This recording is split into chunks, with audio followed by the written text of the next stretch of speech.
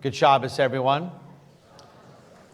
So when we use a common word, nice, what does that mean when we say, they're a nice guy or they're a real nice girl?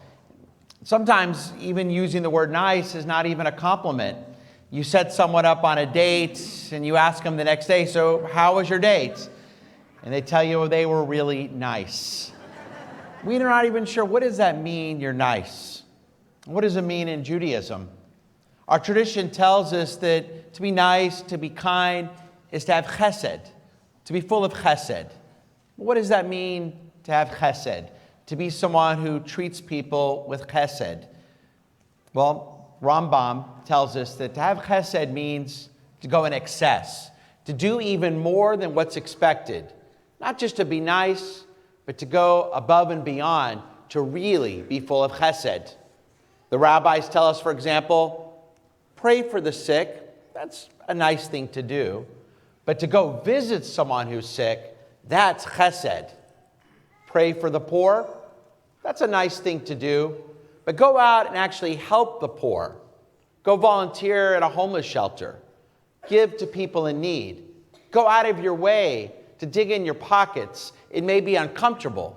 That's chesed. One rabbi gives an example. You're walking down the street and you see an older woman who's struggling with her groceries. So you go and you help her carry her groceries up to her home. That's nice. That's basic human decency. You would be a you-know-what if you didn't help this woman. But to have chesed is you're walking somewhere and you're in a rush and you see an older woman walking the opposite way, but you still go out of your way and you take 20 to 30 minutes or whatever it is to go out of your busy schedule. You inconvenience yourself to do the right thing. Now that's chesed. That's what it really means in the Jewish tradition, to be full of kindness. It's not just nice, it's chesed.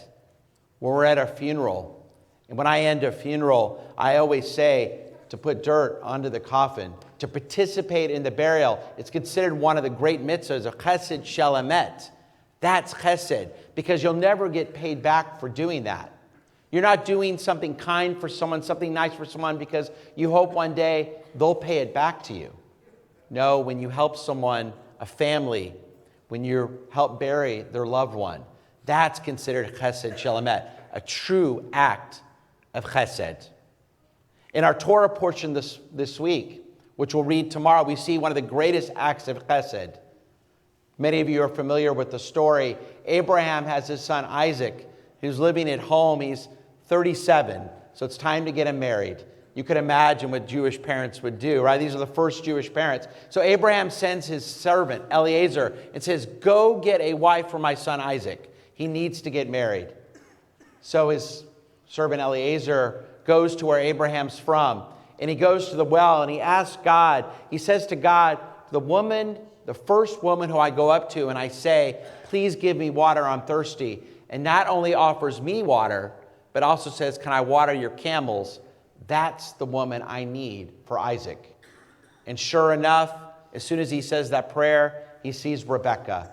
He goes up to her, he asks her for water. What would be the nice thing to do is if Rebekah just gave him water. But no, Rebekah is full of chesed. And she says to Eliezer, let me give you water and let me also water your camels. She is Rebekah. She's the one Isaac needs in his life. And she comes back with him and marries Isaac, becoming the second matriarch of our people. That's chesed. That's following Rebekah's example.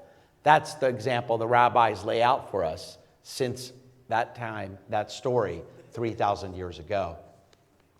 I remember when I was in rabbinical school, and we had a friend of ours in the neighborhood. His name was Marshall, the nicest guy you would ever meet. He would go above and beyond with anything you would need.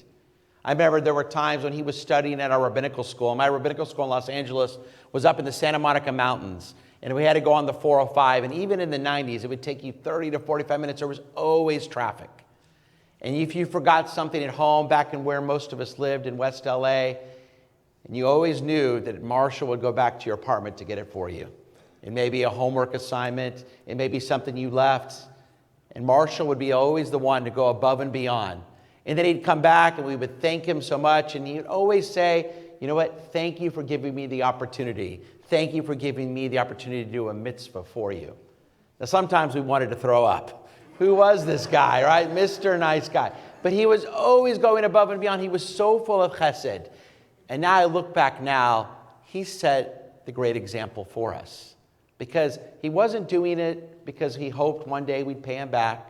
He wasn't doing it for the attention. He was simply, that's who he was.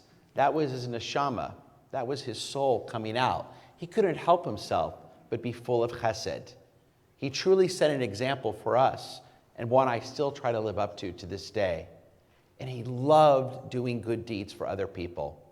He was following the famous words of Micah, which remind us, God has told you, O human being, what is good? What does God ask of you? What does God ask of us? Micah told us over 2,000 years ago to do justice, to love chesed, and to walk humbly with your God. To love chesed. To love going out and doing good things for people, not just because we want something out of it, but because simply it's the right thing to do. This week, as we as Americans celebrate the great holiday of Thanksgiving, we gather around our tables with friends and family on Thursday, and we thank God for all that is good in our life and in our country. Let us take a moment to thank God for all the good things in our life. Because the rabbis tell us the best way to develop chesed is to be grateful for what you have. And the rabbis remind us that if we remind ourselves often, whether it's Thanksgiving or Shabbat, or whether it's any day of the week, what am I grateful for? What are the good things in my life despite the problems I have? Maybe that can spur us to go out and do more acts of good deeds, to go and do out acts of loving kindness, acts of chesed. Because when we remember that we should be grateful for what we have in our life, we remember there are always people in our community, people that we know, people in our society that have a lot less than we do. And so that maybe, hopefully, will inspire us to go out and do acts of chesed. And so my charge to all of us tonight is we read one of my favorite parshiot of the year, Chayei Sarah, and we read the story of Rebecca, is be inspired to do more chesed. Don't just be nice. Be full of chesed. Maybe it's a role model in your life that you can look up to. Or maybe this week, when we celebrate Thanksgiving, it's reminding yourself what you can be grateful for. And by doing so, can it inspire you to go out and do more acts of chesed for those in our community who need it. So many people in our society who need all of us doing acts of chesed as often as we can. Shabbat Shalom, everybody. Let us rise.